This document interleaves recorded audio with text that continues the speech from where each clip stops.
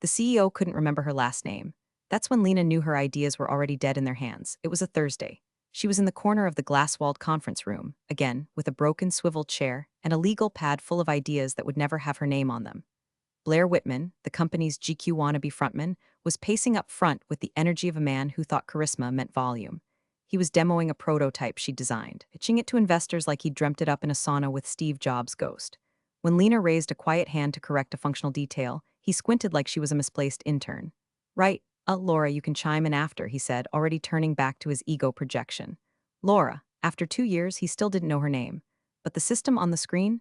That had her blood, sleep, and probably 5% of her lifespan baked into every pixel. She didn't correct him. She just lowered her hand and added a note to her pad. Feature 3.2 mislabeled. It would be fixed quietly in the update, like always. That's how it worked at Oxtra. You built quietly in the trenches while Blair posed for the victory lap. The company adored the illusion of innovation, sleek mock-ups, corporate jargon smoothies, and headlines like Blair Whitman reinvents UI again. Meanwhile, Lena Barrow sat in rooms like this one, drafting the real skeletons and never once hearing her name in the credits. She got used to being erased. It's easier than constantly bleeding for nothing. But every time she watched her work climb the charts or win an award under someone else's byline, it cracked her just a little thinner. A million silent paper cuts, and not one person noticed the trail of red. If you've ever felt that, like your best work vanished into someone else's LinkedIn post, you'll understand why this story matters. And if you're one of the 97% of folks listening without hitting that subscribe button, maybe fix that real quick. It fuels our spite, and spite built this empire. Back at the meeting, Lena packed up without speaking. Her day was already mapped. Clean the code that wasn't broken, make the roadmap that wouldn't be approved, and prep the pitch she knew they'd reject before eventually rebranding it as someone else's breakthrough. She was the scaffolding, the duct tape, the invisible hand. One floor down, the marketing team was building decks with photos of Blair looking serious in front of whiteboards. Lena's photo had never been used. Once, when she asked if she could join a press junket for a product she'd architected, she got a condescending smile from HR and a reminder that internal contribution doesn't always translate to public-facing value. Translation, you're not telegenic enough to sell this. She smiled, nodded, and walked straight into a bathroom stall to scream into her sweater sleeve. Then she rinsed her face, went back to her desk, and rewrote the framework that Blair would call a team effort in next quarter's keynote. There was no ladder here, just elevators you weren't invited into. Every product launch had a familiar pattern. Lena would spend weeks pulling 12-hour days, solving edge cases, refining UX flows, stress-testing prototypes until her eyeballs twitched. She'd pass the torch just as it started to glow, and by the time it hit public view, her fingerprints were sandblasted off.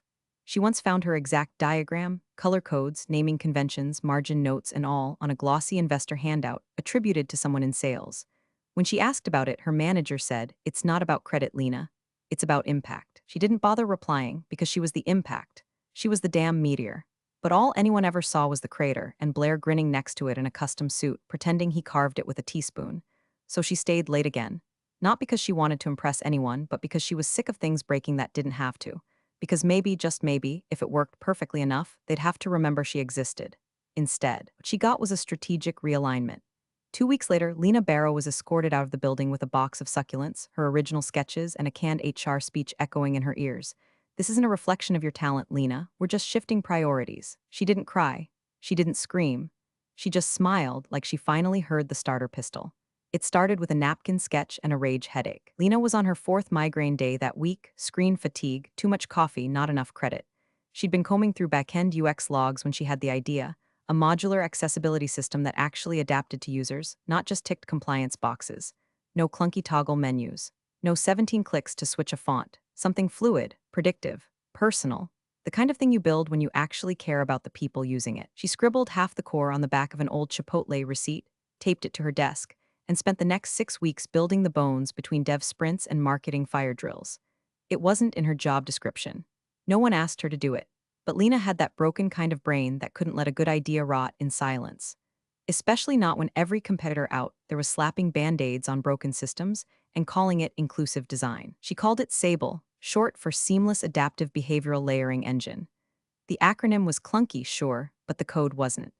By the end of the quarter, she had a working prototype, complete with gesture-based font scaling, auditory UI pairing, and intelligent contrast toggling that learned from user habits in real time. She pitched it on a rainy Wednesday to a boardroom of half-attentive men in pastel button-downs who pretended they'd never heard the word accessibility before.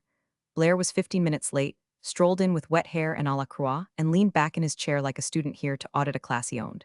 Lena, he said, this is a lot. She took it as a compliment. He continued like, maybe too much. Are we sure the market wants this kind of depth? Translation, I don't understand it, so I'm afraid of it. Still, they nodded politely. Blair said he'd circle back with product and float it to strategy. HR said it was refreshing to see employee-led innovation. Her manager gave a tight smile and said, let's bookmark this for Q4. Q4 came and went. The bookmarks never opened. By then, Lena had already noticed the signs. Her codebase got cloned, but she wasn't looped into the new repo. Devs started dodging her Slack pings. One junior engineer slipped and mentioned a cleanroom variant of her framework being tested in a different pod. She followed the digital breadcrumb trail until the door slammed shut behind her. That was the week she got the invite to what they called a transitional sync with HR.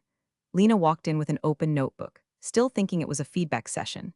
She left with a cardboard box and a 5-minute exit script. They called it a strategic realignment, as if she'd just been gently rotated out of her own damn orbit. They handed her a smile that didn't reach the eyes and a folder full of severance paperwork. No severance if you challenge IP. Clause 12. She read it twice, then looked up. Just to clarify, she asked, her voice calm, everything I built here, everything is owned by the company? The HR rep, woman in burgundy lipstick who once asked if front-end meant Lena worked in reception, smiled thinly. That's correct. All intellectual property created under the scope of employment is a company asset, even if it's not launched, even if it's shelved. That's when Lena knew it wasn't shelved. It was stolen, not stolen like a car in a parking lot, stolen like bone marrow in a quiet hospital wing.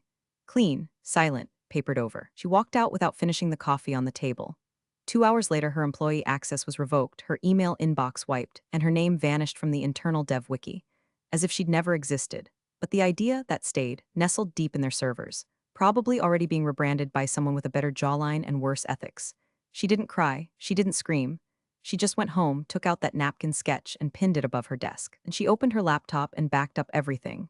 Lena had exactly 6 hours between the HR meeting and her system lockout. 6 hours to watch the digital blood smear across everything she'd built. She wasn't expecting it to happen so fast. Maybe she thought they'd forget she still had access. Maybe she hoped someone, anyone, would at least have the decency to delay the execution. Instead, right after the strategic realignment zoom ended, her alert started popping like a dying EKG. File Sablecore v1.7.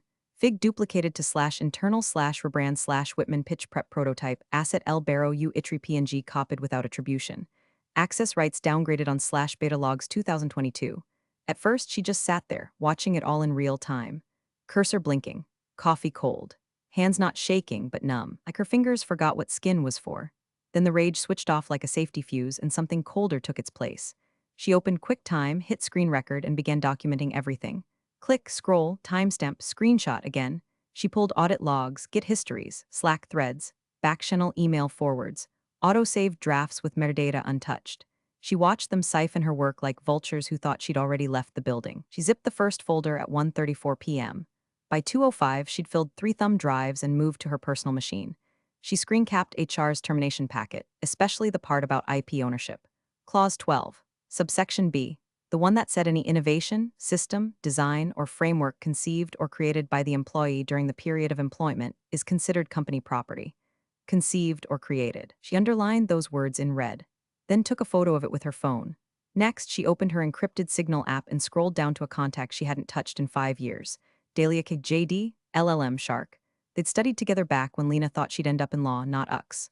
Dahlia went full courtroom beast, passed the bar in 2 states, and specialized in IP litigation for tech. The last time they spoke, Dahlia had just won a case against a startup that tried to patent a diabetic monitoring system based on a nurse's unpaid prototype. Lena texted, got a situation. Think patent theft. Think big, you free tonight?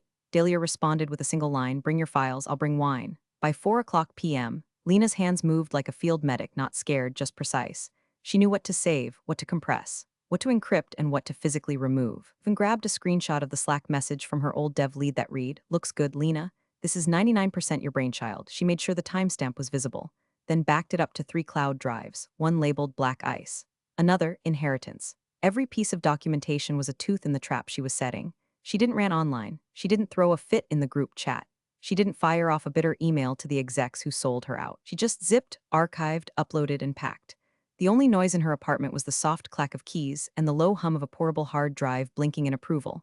When the final access notification came, your company credentials have been deactivated, Lena simply exhaled. And in that empty breath, one line echoed back louder than anything. Your ideas belong to the company now. She stared at her laptop and whispered, let's test that theory. 2 weeks out, Lena saw the first crack. A recruiter posted a now-deleted LinkedIn job listing, looking for engineers with accessibility UX expertise. Prefer experience in modular adaptive frameworks. Project codename, Equinox, like they hadn't even tried. That was the thing about corporate theft, they don't steal with gloves on. They steal like toddlers in the pantry. Messy, obvious, and overconfident. The job description read like her original whiteboard notes. Predictive UI pairing, user-driven behavioral scaling, contextual font priority trees. Lena's phrasing, Lena's terms, Lena's structure, copy-pasted with the subtlety of a sledgehammer. The same week, Blair Whitman posted a photo to his Instagram, him in a recording studio, mic'd up, captioned big keynote incoming. The future's finally here. #Equinox, #innovation, #next chapter. Lena tilted her head at the screen like she was studying roadkill. Then she opened her laptop, clicked into the private folder she'd labeled surgical tools, and sent a single text to Dahlia. It started. From there, it escalated fast. Threads popped up on UX forums speculating about Oxtra's mystery interface. A leaked investor email surfaced on Twitter, promising a product 10 times more adaptable than any solution on the market. Blair had apparently told stakeholders it came out of an internal blue sky sprint led by himself and the strategy pod. The rage Lena felt wasn't even rage. It was glacial, because they didn't even change the code. Someone sent her a snippet from the beta, an accident, a broken staging link, who knows? She opened it in a code editor and blinked. Her naming conventions were intact. Sable in it still triggered the startup function. L. Barrow Uitri was still embedded in the comments. She scrolled through and it hit her. They didn't rewrite, they didn't rebuild, they reskinned, a fresh layer of brand gloss on the bones of her blood. Lena didn't scream, she didn't tweet, she called Dahlia. They met a co-working space Dahlia used when she didn't want firm eyes on her side work. Coffee. Closed door. Legal pads, gloves off. Here's what we do, Dahlia said, pulling her laptop open. We file a provisional patent, today, based on your working prototype, emails, time-stamped iterations, Git logs, Slack approvals, all of it. And the IP clause? Lena asked, still calm. We're not claiming what you built while employed. We're claiming what they deployed post-employment, using assets not included in your contract's final clause. We call it derivative misuse. Dirty, but winnable. Lena nodded. Then Dahlia leaned in. But here's the fun part. We don't send anything yet. What? We build a C&D packet, not the usual boilerplate, this one's targeted. A legal grenade, and we attach a trigger. Dahlia typed as she spoke, pulling up screenshots and correspondence logs. The moment they publicly debut any feature with your signature code, any string, any visible tag, we send the takedown. DMCA, patent infringement, and cease and desist, all tied to a specific piece of evidence, the old LBX framework watermark. Lena sat back, heartbeat slow. The precision felt like surgery. The knife wasn't in yet, but she could already feel the tremor in the artery. You're saying we let them hang themselves. Exactly, Dahlia said, smiling. We don't fight the theft, we frame it in real time. Lena opened her folders, shared every log, every commit history, every exported PDF. By nightfall, it uploaded everything to secure cloud storage, timestamped the final build, and filed the provisional patent, complete with Lena's name as sole inventor. She signed the final affidavit with a stylus, not looking up. Her face was stone.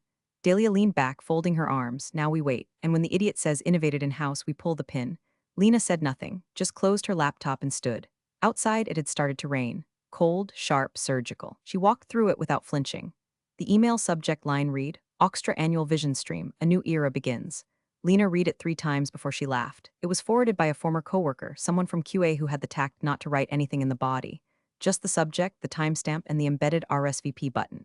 The keynote was set for Tuesday, 9 a.m. Pacific. Streamed live to tens of thousands, clients, journalists, investors, influencers. Blair's annual peacocking session, rebranded this year as Vision Stream like they'd run out of nouns that didn't sound like cult rituals or skincare serums.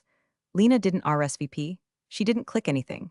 She just copied the date and time to a sticky note on her monitor, drew a small red circle next to it, and smiled like a sniper watching someone wander into range. At 3:42 that same afternoon, she and Dahlia were back in the conference room of that same anonymous co-working space.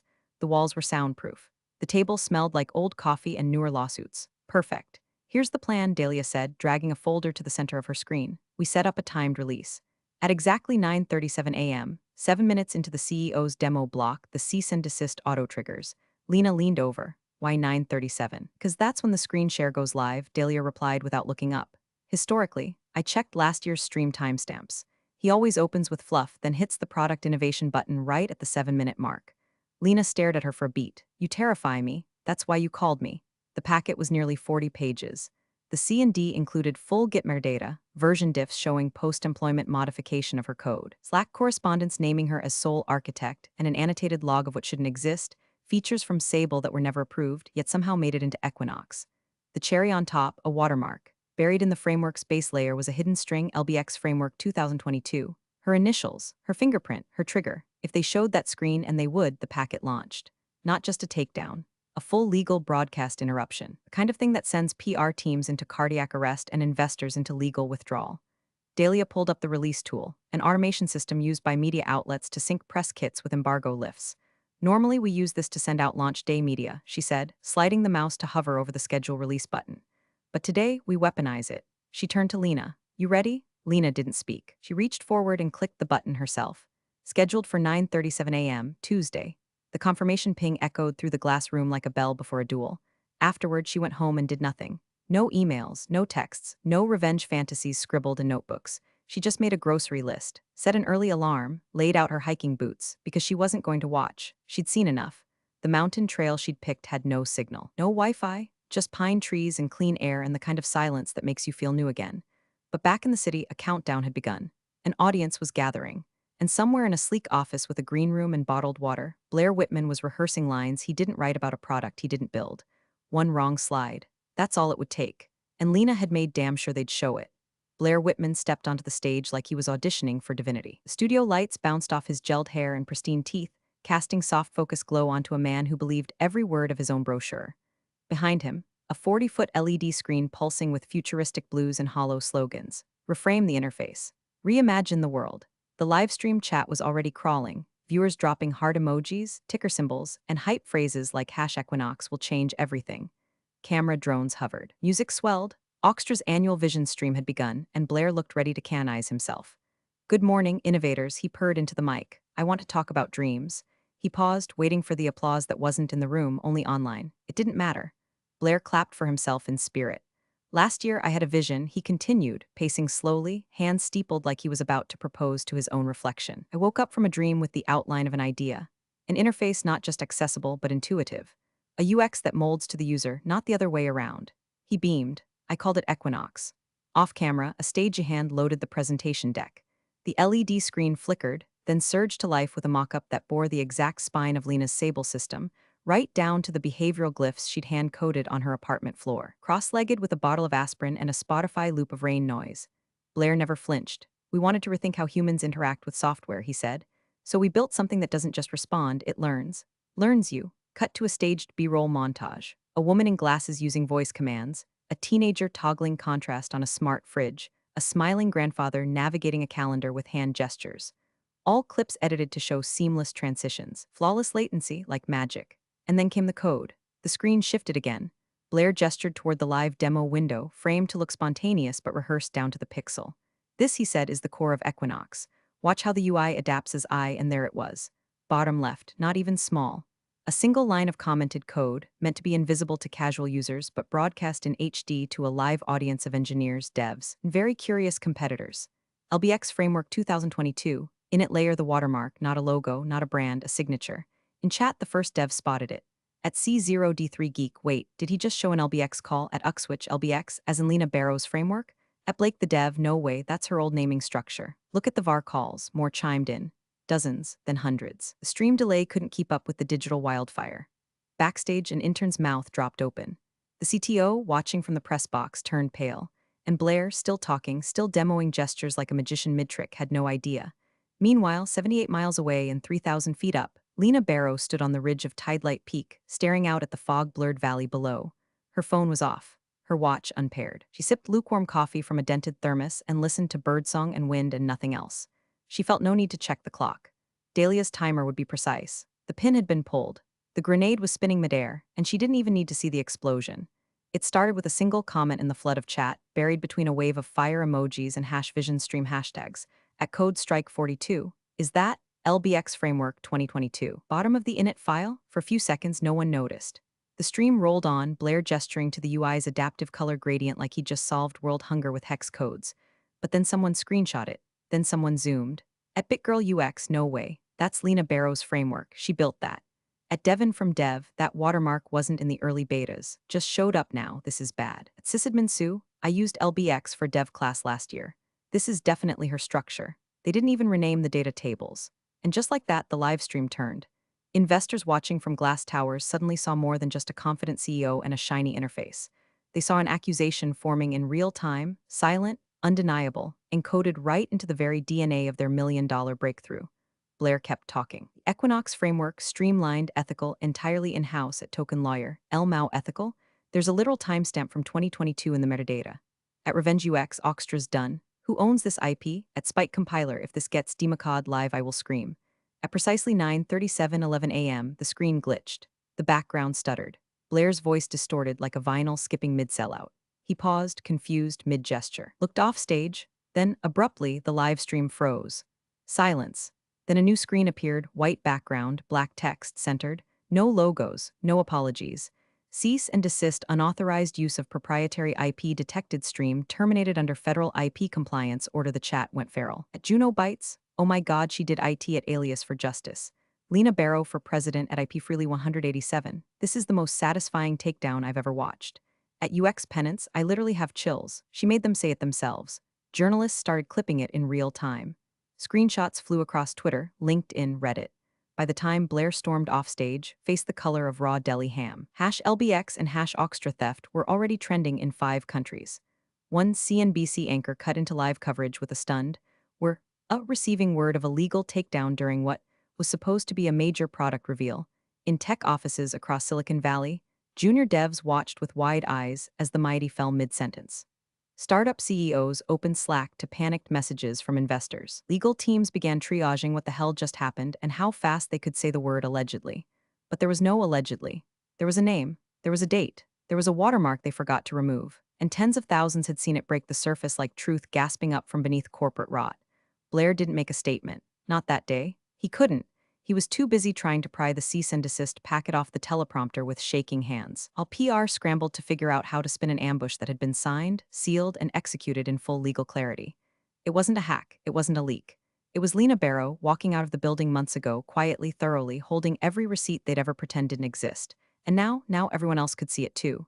The silence on Tidelight Peak was cathedral grade. Wind, birdsong, distant water dragging through stone. Lena sat on a flat rock warmed by morning sun, thermos balanced on her knee, boots coated in dust.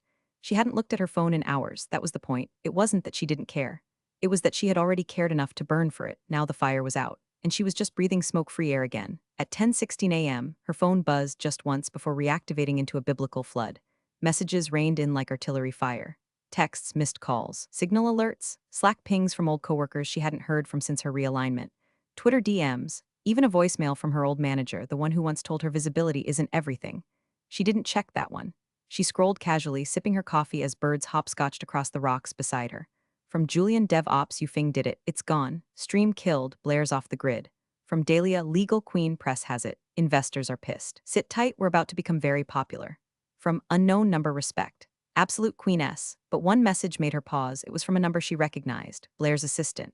The one who used to whisper her meeting times in advance, the one who once slid her a protein bar when she'd skipped lunch to rewrite the entire onboarding sequence before launch. 2 words, you win. No punctuation, no emoji, just a quiet admission, like someone leaving a key on the table before slipping out the back door. Down below, the wreckage bloomed. Oxtra's HQ was mid-meltdown. Internal servers jammed with traffic. Social media interns drowning in mentions. Tweets from blue-check VCs distancing themselves by the minute. At Money Torch VC, due diligence is everything. Integrity matters more than hype. At UX Matters, Sable was always Lena's. Everyone in the field knew it. Oxtra's just the first to fall. Meanwhile, the investor Slack channels, usually bloodless and filled with golf emojis, turned into war rooms. Blair's fundraising round had just hit a concrete wall at 80 miles per hour. The keynote, once billed as the spark of their next era, was now evidence in a federal IP case. Back at HQ, HR moved fast and badly. Within 30 minutes of the stream death, a statement went live on the company site. An internal miscommunication led to the unapproved inclusion of third-party code by a former employee. We are investigating the scope of this action and will take appropriate steps. The comment section detonated. At Pixel Thief, did y'all just try to blame her for what you deployed? At Shade Engine, Lena Barrow built your backbone and you fired her. You don't get to call that sabotage. At Real UX Now, let me get this straight, you stole her code, launched it, showed her signature on screen, then blamed her? Within the hour, Dahlia posted the receipts. Not vague responses, not rage-fueled callouts, just page after page of legal-grade documentation. A Slack message from Blair saying, Sable's structure is gold. Rebrand it under Equinox and keep her out of the loop. A commit log showing her final pre-termination build. A data proving the LBX watermark was embedded 5 months after her employment ended. A signed approval from legal marking her innovation as internal non-priority. A strategic delay that opened the door to IP skimming. It was surgical. It was time-stamped. It was unspinnable. Tech blogs posted side-by-sides. Lena's demo from a year ago versus Blair's livestream. Identical flow. Identical behavior. Only the names changed. And now, names were changing again, but this time in her direction. Back on the summit, Lena leaned back against her pack. Her phone buzzed again, this time a new message from Dahlia. Hope you're enjoying your hike. Call me when you're ready. A few folks want to talk. The good kind. Lena didn't reply right away. She just tucked the phone back into her jacket, finished the last of her coffee, and watched a hawk circle below. They knew now, all of them, and she hadn't raised her voice once. The video was gone by morning. Not hidden, erased. Oxtra's Vision Stream 2025, once touted as a landmark in accessible technology, now redirected to a legal takedown notice. All mirrors were scrubbed. YouTube copies flagged. Internal replays deleted from company servers under court advisement. It didn't matter. Clips had already gone viral. The exact moment the screen froze Blair's stunned face in mid-syllable, the white page with cease and desist in font so sterile it felt biblical. Every frame was now evidence. And the keynote that was meant to secure a $40 million funding round? Exhibit A in a federal IP case filed under Barrow v. Oxtra Technologies, Inc. Blair went dark. No tweets, no statements. PR released a boilerplate note about regret and internal investigations. Investors began receding like a tide pulling back before it collapses. One firm issued a refund demand, citing material misrepresentation of proprietary assets. A quiet rumor surfaced that the board was looking for replacement CEO. By Thursday, Lena got the call. It wasn't from an agent, not a recruiter. It was a direct line from an executive at Stratasys, one of Oxtra's biggest competitors. They didn't waste time with compliments or backstory. We've reviewed your framework, the voice said. We'd like to bring it to full deployment with your name on the patent this time, and a leadership role attached. She didn't ask about salary. She asked about autonomy. They said yes. Her first day came 2 weeks later. The office was on the 22nd floor of a renovated textile building downtown. Minimalist but warm, glass walls, skylights, 2 ferns already dying in a corner. She didn't decorate much, just pinned her old napkin sketch to the wall beside her desk. On her desk, blueprint drafts of a new build. Her name, Lena M. Barrow, was printed at the top of each one, in a font no one would ever erase. She sat at her terminal with a tea she didn't make and a view she didn't expect. For a full minute she just breathed, not deep, not cinematic, just quiet. On her monitor, a news site auto-refreshed. Old black headline across the top. The woman they erased now runs the game underneath. A photo of her not posed, not staged. Just Lena in her jacket mid-hike, arms crossed at the summit, staring off-screen. The caption read, she didn't watch them fall. She built something better. No victory dance, no press tour, no revenge speech through gritted teeth, because it wasn't about rage anymore. It was about precision, persistence, patience. They built their moment on her silence, and she made sure the world heard it shatter. Thanks for watching, you cubicle warriors. Hit that subscribe button. Unless you're my old boss, then you're on your own. Revenge of the coffee pot strikes again.